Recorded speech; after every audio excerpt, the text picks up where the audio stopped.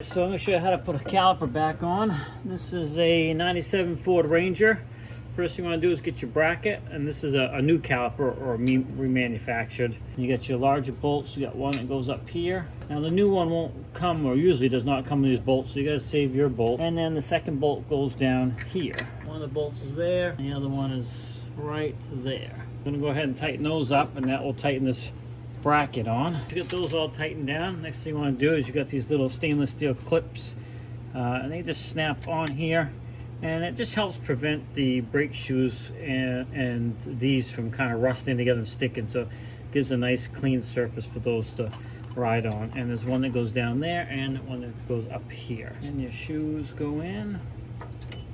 There's one, and yes, I'm putting my old shoes back in because my problem wasn't with the shoes. You can see these are still in good shape.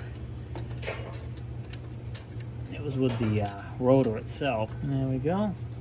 So those are back on in. You can see they just kind of sit there, but they'll stay once you put the caliper over that. All right, next thing you want to do is clip this clip in here. And this is basically a spring mechanism that holds the shoes kind of in place. Let me just show you that so you can see. So when it's in behind, it's going to go up against those 4 tabs like that, and it just kind of holds those shoes in place. So we're going to go ahead and clip that in here ahead of time. And it just goes down and clips on like that, and then you can see it's got a little spring to it. Now we can go ahead and slide our caliper over our shoes. Basically we're lining up these ears and those where the bolts go in. And we'll see if we can get one started here, just so it doesn't fall on us.